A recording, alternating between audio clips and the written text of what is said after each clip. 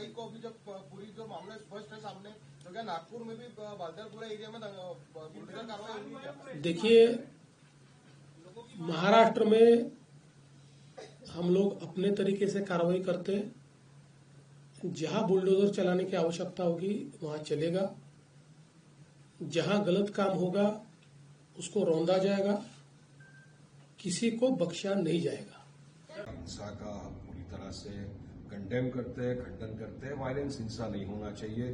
किसी को भी कायदा कानून अपने हाथ में लेने का अधिकार नहीं है। पुलिस प्रशासन है, हम तो चाहते हैं कि पुलिस प्रशासन निष्पक्ष इंक्वायरी करे और जो भी कसूरवार है उसको सजा मिले, कोई बेकसूर ना फंसे।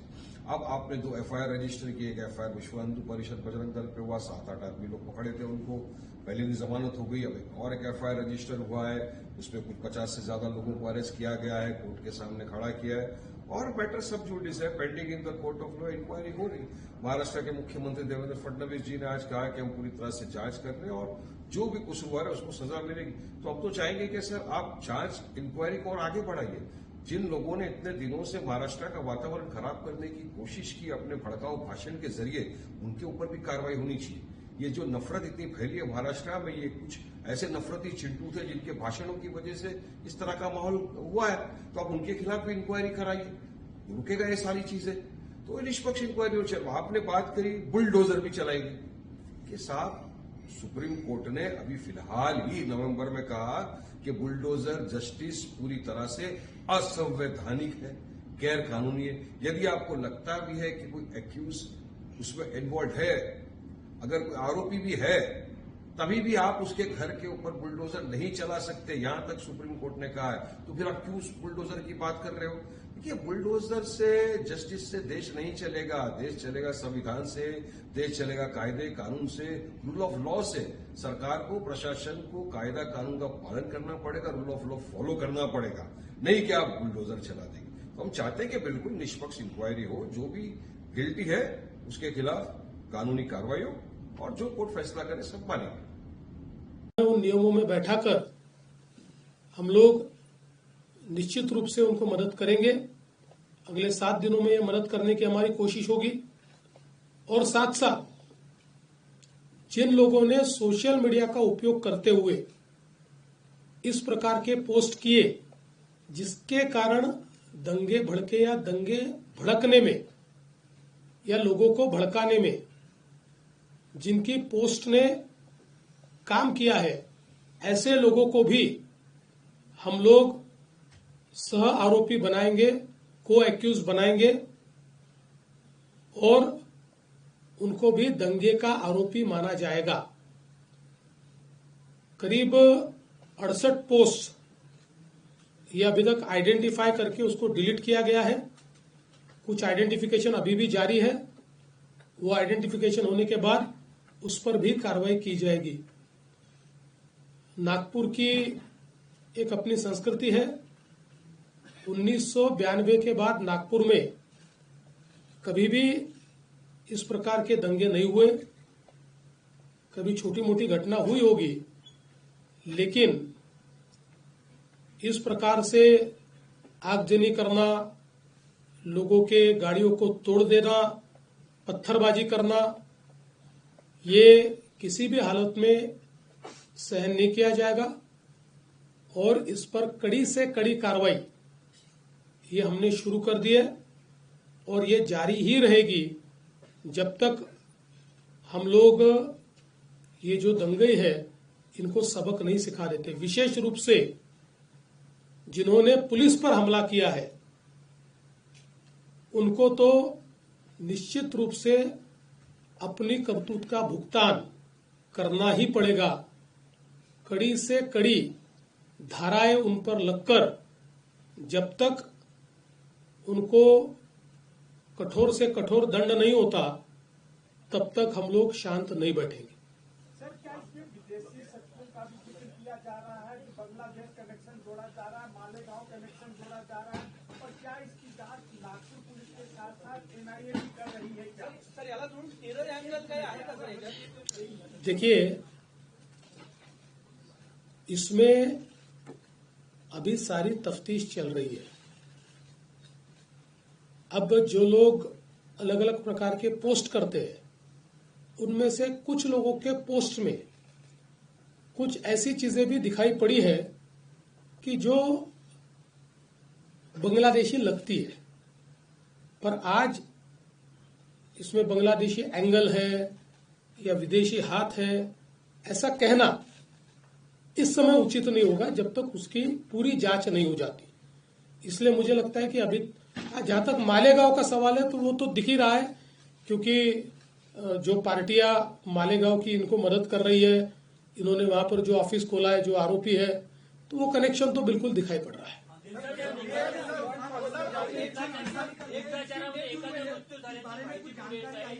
देखिए, अभी इसके बारे में आधिकारिक रूप से डॉक्टर उसकी घोषणा करेंगे, उसके बाद ही उस पर बोलना ठीक होगा। दंगा होने के बाद यूपी में जैसे बुलडोजर कार्रवाई होती है तो नागपुर में भी वो दो दिन पहले कर्फ्यू में शिथिलता लाई गई। सर के फाइट में कहा गया है सीपी सर ने कि 80 लोगों में से 11 लोग, और आपने भी बताया कि ये भी संघर्ष बच्चे हैं, तो ये फिलिस्तीनी पैटर्न है। तो हमारा एक लॉ है कि अगर 18 साल से कम बच्चा जो है वो गाड़ी चलाता है, कुछ एक्सीडेंट होता है या पकड़ा जाता है, तो माँ बाप को मतलब उसकी सजा होती है। तो ऐसे में नहीं लगता अगर ये आगे रोकने के लिए ऐसा कुछ कानून बनना चाहिए? देखिए, अभी इसकी जांच होगी और मैंने जैसे बताया कि हमारे पास अवेलेबल जितने कड़े से कड़े कानून हैं, उन कानूनों के तहत हम लोग इसमें कार्रवाई करेंगे। 2012 में जब मुंबई में वायलेंस हुआ, 2012 में महिला कांस्टेबल के साथ काफी अभद्रता की गई थी, इसमें भी वैसा ही है, एक सिमिलर पैटर्न लग रहा है।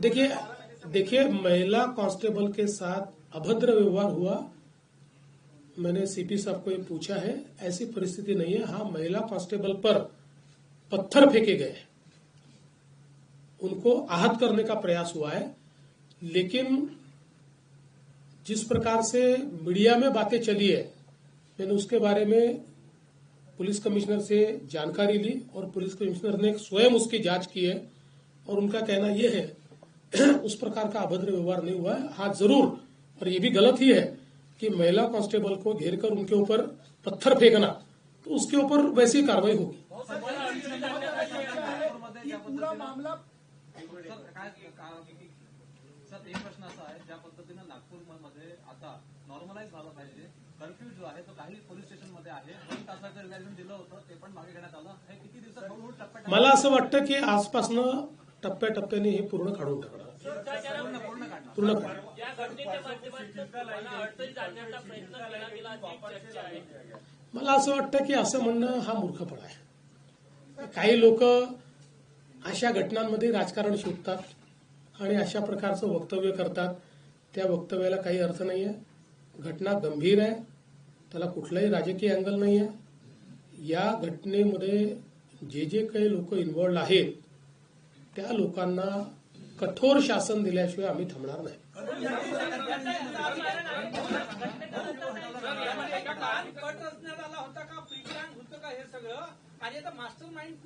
नाही, असं आहे की काही इंडिकेशन जरूर आहे की काही ठिकाणी प्लॅन झालेला दिसतोय, म्हणजे काही ठिकाणी तयारीत लोक आहेत असंही दिसत आहे.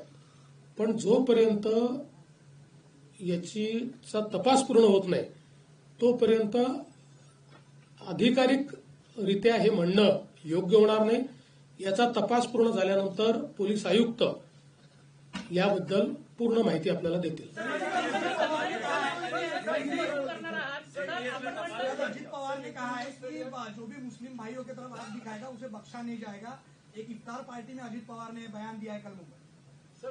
अजीत पवार जी ने क्या बयान दिया मुझे मालूम नहीं, पर जो भी अच्छा व्यक्ति है, देशभक्त है, देश के लिए काम करता है, वो किसी भी जाति का हो, धर्म का हो, उसके ऊपर कोई गलत आंख उठाएगा तो हम भी सहन नहीं करेंगे. लेकिन जो समाज को तोड़ने का काम करेगा, जो समाज में हिंसा करने का काम करेगा, उसको छोड़ेंगे भी नहीं.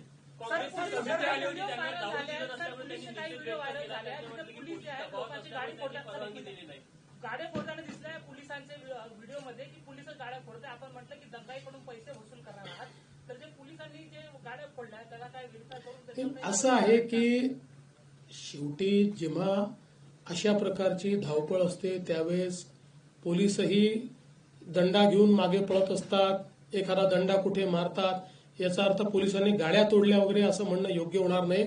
मला असं वाटतं की किमान या बाबतीत तरी विनाकारण पोलिसांना टार्गेट करणं अतिशय चुकीचं होईल. पोलिसांनी नीट काम याच्यामध्ये केलंय, पोलिसांनी मार खाल्लेला आहे, त्यामुळे पोलिसांची बाजू आपण घेतली पाहिजे. समिती आली आज, ते राजकारण करता या मुद्द्यावर असं वाटतंय का? ही काँग्रेसची समिती किती गंभीर आहे याचं एकच उदाहरण मी देतो की ज्याच्यावर अकोला दंग्याचा आरोप आहे, त्या दंग्याचा आरोपी हा त्यांच्या समितीचा सदस्य आहे. म्हणजे आता दंगेखोर हे दंग्याची चौकशी करण्याकरता जर येणार असतील तर ही समिती म्हणजे अक्षरशः लांगुल चालन आहे, पाय चाटणे आहे. मुख्य आरोपी जो आहे त्याचं मालेगावशी कनेक्शन आहे असं म्हटलं जात आहे, काय माहिती आहे? मी सांगितलं मगाशी त्याच्यावर. बघा असं आहे की याच्यातला वेळ इतका कमी आहे, ही घटना आणि त्याच्यानंतर झालेला, की त्याच्यामुळे खूप इंटेलिजन्स आपल्याला मिळवायला वेळ होता आणि प्रिपेअर करायला वेळ होता, असं परिस्थिती काही दिसत नाही. हा असं म्हणू शकतो आपण की अधिक चांगला इंटेलिजन्स मिळवता आला असता, पण फेल्युअर असं नाही म्हणतात.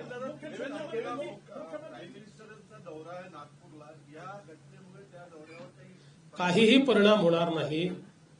आता तुम्ही नागपूरच्या आहात, नागपूर शांत आहे, काही अडचण नाही नागपुरात. आणि जी घटना झाली ती घटना एका भागात झालेली आहे. 60, 70, 80% नागपुरात काही घडलेलं नाही. लोकांचं जनजीवन पूर्ण सुरक्षित आहे, त्याच्यामुळे तो दौरा नीट होणार. बंद आहे सीसीटीव्ही बाबत काय करता येईल? मोठ्या प्रमाणात बंद आहे सीसीटीव्ही. नाही, सगळे सीसीटीव्ही सुरू करतोय आपण. त्याचं आपण त्याला पैसे देखील दिलेले आहेत, त्याची एजन्सी पण नेमलेली आहे. जे बंद आहेत ते सुरू होतील आणि आता नव्याने अजून त्याच्यामध्ये ऍडिशन देखील करतो.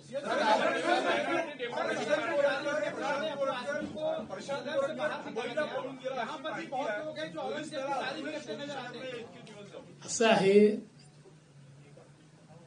कुठलीही शहानिशा न करता बातम्या चाललेल्या आहेत. आणि मी तुम्हाला सांगतो, तो दुबईला जाव का अजून कुठेही जाव, पोलीस शोधून काढतील आणि त्याच्यावर कारवाई करतील म्हणजे करतील.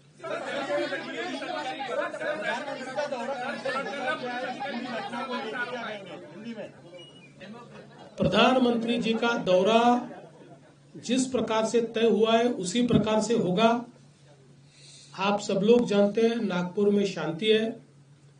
80% नागपुर के इलाके में तो इस दंगे का कोई असर भी नहीं था, 1 मिनट के लिए भी नहीं था.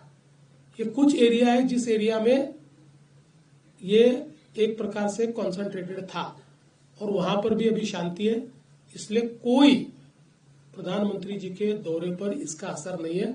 वो दौरा जैसे प्रस्तावित है वैसे ही होगा. प्रभातखबर.com, विश्वास वही, रफ्तार नहीं.